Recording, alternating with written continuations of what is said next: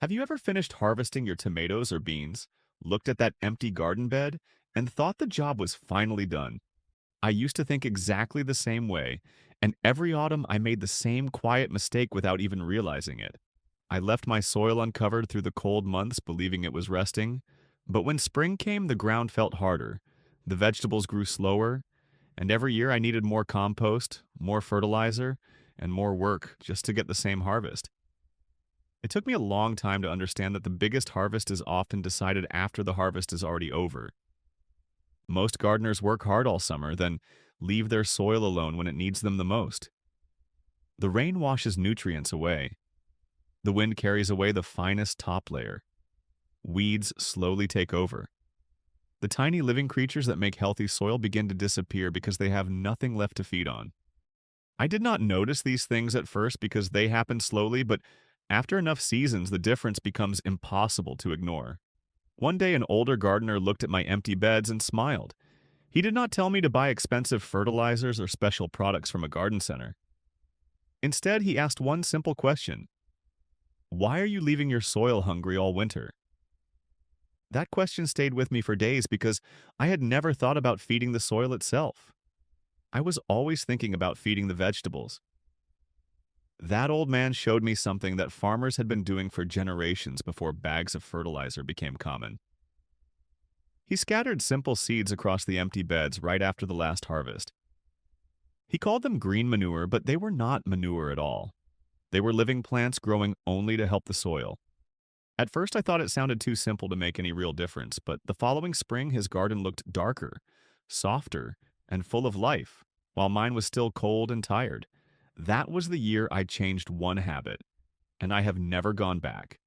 In this video, I want to show you exactly how I use cover crops after harvest, which ones I choose, why most people accidentally waste them, and one mistake that can undo all the good they create before spring even arrives. The last part surprised me more than anything else, and I think it may surprise you too. Most people think the job is finished once the last basket of vegetables is carried into the house. I believed that for years, and every autumn I proudly cleaned my beds until they looked neat and empty. I thought I was helping the garden by removing every plant and leaving the soil open to the weather. It looked clean, but clean is not always healthy. Little by little, I noticed something changing. The soil that once felt soft under my hands became heavier. After every hard rain, a thin crust formed on top, and in spring it always seemed to take longer before anything really started growing. I blamed the weather. I blamed bad seeds. Sometimes I even blamed myself for not adding enough compost. The real problem was much simpler than I imagined. I had left the soil alone when nature never intended it to stay bare. If you walk through a meadow or an old field, you almost never see uncovered ground. Nature is always trying to protect the soil with living plants. There is a reason for that, and once I understood it, everything started making sense. Bare soil loses far more than we can see. Rain carries valuable nutrients deeper than many vegetable roots can reach. Strong winds slowly remove the finest particles that took years to build. Winter weeds arrive because empty ground is an invitation. The tiny creatures living below the surface lose the roots that feed them, and without that quiet underground life, the soil becomes less active every season. Most gardeners notice only the final result. The tomatoes are smaller. The beans do not climb as strongly. The lettuce struggles during dry weeks. Then they buy another bag of fertilizer, hoping to solve the problem. I did exactly the same thing until an old neighbor laughed gently and told me I was trying to feed hungry vegetables while forgetting to feed the ground that supports them. That sentence stayed with me because it was true. Healthy vegetables begin with healthy soil, and healthy soil wants living roots for as much of the year as possible. That is where cover crops quietly do their work. They are not planted because we plan to harvest them. They are planted because they prepare the garden for the harvest that comes months later. Very few people use them the right way, and even among gardeners who do plant them, there is one mistake that quietly steals much of the benefit before spring arrives. That mistake is easy to make because it feels like the logical thing to do. And for years I made it myself, before someone finally showed me a better way. There was a time when every autumn looked almost the same in our village. As soon as the last potatoes were stored away and the onions were hanging to dry, the older gardeners were already carrying small bags of seed across their gardens. I remember watching them when I was younger and thinking they were wasting perfectly good seed on plants they would never even harvest. It made no sense to me. I wanted every corner of my garden producing food that I could bring into the kitchen. Planting something only to cut it down later sounded completely backwards. One afternoon, I finally asked an older man why he bothered with it every single year. He smiled and said something I have never forgotten. He told me that the smartest gardeners do not spend all their energy growing vegetables. They spend part of their time growing better soil. At first, I thought those were just nice words, but over the next few seasons, I watched his garden more closely than my own. Every spring, his beds warmed up quickly, the soil crumbled easily in his hands, and even after heavy rain, there were no hard crusts on the surface. Mine looked tired beside his. That was when I decided to stop guessing and simply copy what he was doing. The first cover crop I ever planted was ordinary winter rye because it was inexpensive and easy to find. I scattered the seed just after removing my summer vegetables and lightly covered it with soil. A week later, the entire bed had turned green again. It almost felt strange to see fresh growth when the gardening season was supposed to be ending. Throughout autumn, those plants quietly covered the ground while I was hardly paying attention. During winter, they stood there protecting the soil through rain, frost, and wind without asking anything from me. By early spring, I could already see the difference. The soil stayed loose instead of becoming hard. It held moisture better after light rain and did not dry out as quickly during warm days. What surprised me even more was how much fewer weeds appeared. Most people think cover crops only add organic matter, but that is only part of the story. They also keep unwanted weeds from taking over empty beds, protect valuable nutrients from washing away, and give countless tiny living organisms fresh roots to work around all winter. Very few people notice this quiet work because it happens below the surface where nobody is looking. But there is another forgotten lesson that made an even bigger difference in my garden, because choosing the right cover crop for each bed matters much more than simply planting the first seed you find, and that is where many gardeners unknowingly lose half the benefit. The first time I realized that not all cover crops do the same job was after I planted the same seed across every empty bed without giving it much thought. I assumed that if one cover crop was good, then using it everywhere had to be even better. The following spring, some beds looked wonderful while others did not improve nearly as much. That was when I understood another lesson the older gardeners already knew. They never chose seeds because they were popular. They chose them because each bed needed something different. Since then, I have always looked at the garden one bed at a time instead of treating the whole place the same. If a bed had grown heavy feeding vegetables like tomatoes, peppers, or cabbage, I often planted legumes such as crimson clover or field peas because they quietly helped return nitrogen to the soil. They were not feeding next year's plants directly overnight, but they were helping rebuild what the previous crop had used. If another bed felt compacted after a busy season, I preferred deep-rooted plants like daikon radish because their strong roots pushed into the ground and left small channels behind that made the soil easier to work later. When I wanted reliable winter protection, cereal rye became one of my favorites because it covered the ground quickly and stayed active even when temperatures dropped. Sometimes I mixed 2 or 3 different cover crops together because each one brought something useful. One protected the surface. Another improved the soil below. A third added organic matter that slowly broke down over time. That simple mixture often gave better results than relying on only one plant. Very few people do this because they think it is complicated, but in truth, it only takes a few extra minutes when sowing the seed. Another thing I learned many years ago is not to wait too long after harvesting. Many gardeners leave empty beds for several weeks before thinking about cover crops. By then, the soil has already started losing moisture and weeds have begun moving in. I try to scatter the seed as soon as one crop finishes. Even if the weather is cooling, those young plants still have time to establish themselves before winter. They begin protecting the soil almost immediately, and that early start makes a noticeable difference by spring. Watching those green plants appear just days after clearing the beds always gives me a strange sense of satisfaction, because it feels like the garden is still alive instead of shutting down for the year. But there is one step that most people get wrong after the cover crop has grown well. And if you miss that timing, you can lose much of the benefit you worked so patiently to build. Dot.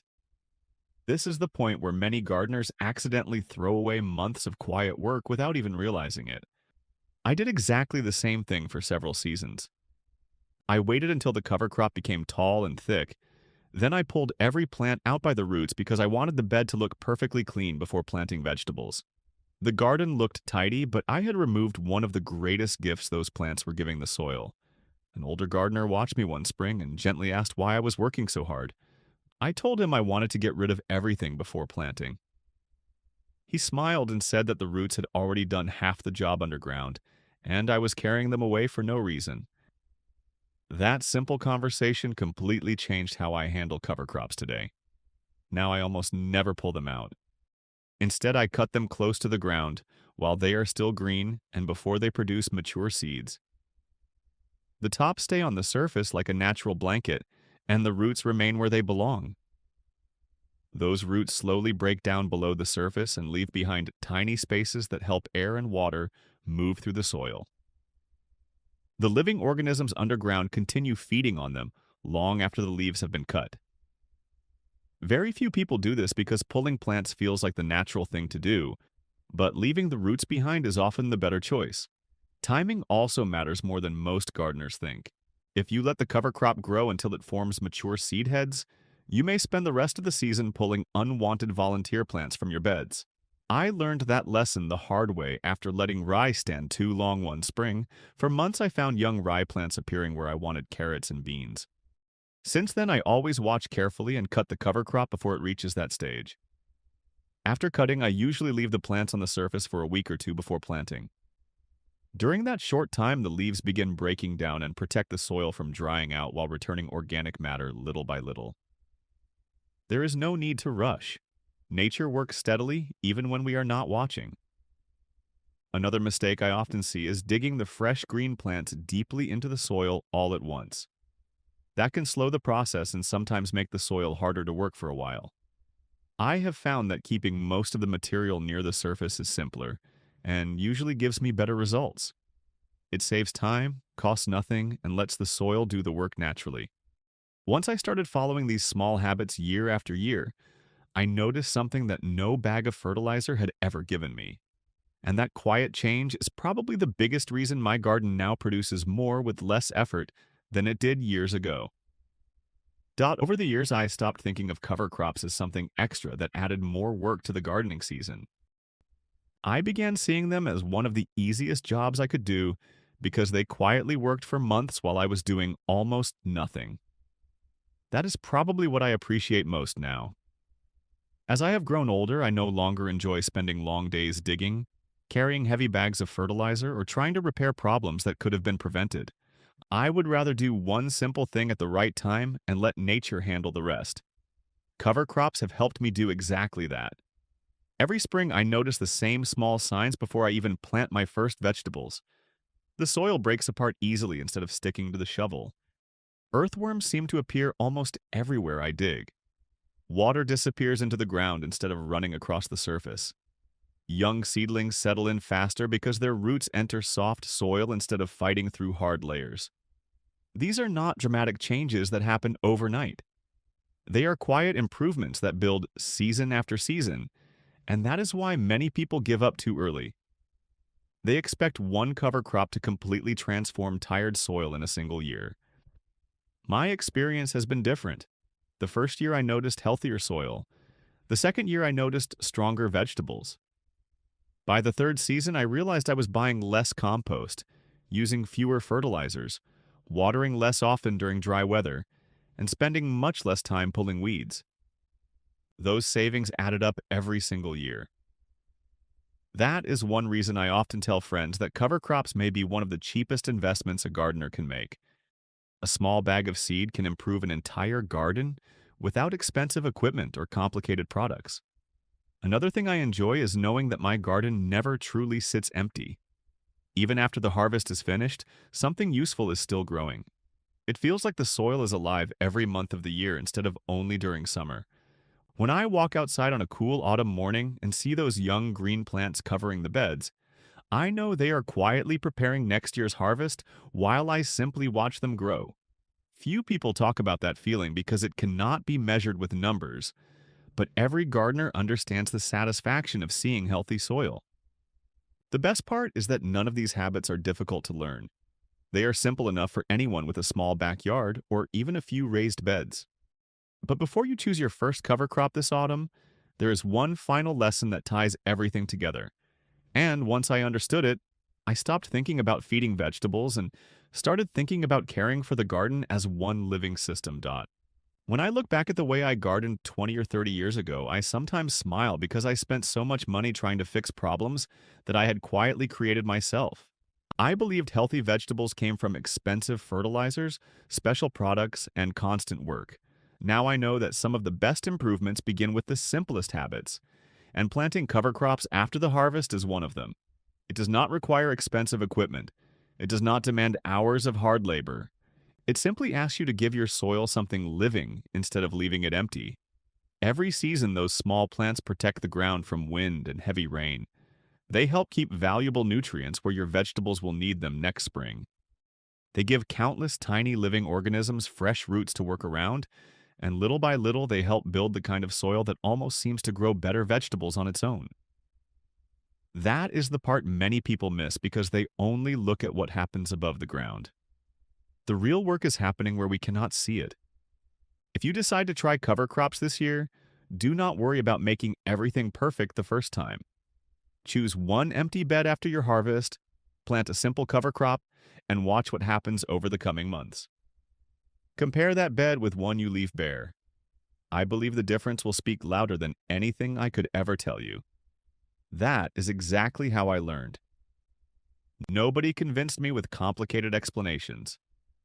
My own garden showed me the answer. Even today, I still enjoy walking through my garden in late autumn and seeing fresh green plants growing when most people believe the season has already ended. To me, that is not the end of gardening at all. It is the quiet beginning of next year's harvest. The vegetables I will pick months from now are already being helped by the roots growing beneath the surface today. That thought has changed the way I see every season. The garden never really stops working if we give it the chance. And once you discover how much healthier your soil becomes with this forgotten habit, you may start looking at every empty garden bed in a completely different way. There is another old gardening method that works just as quietly and has saved me both time and money for many years. And once you see how it works together with cover crops, you may never look at your garden the same way again.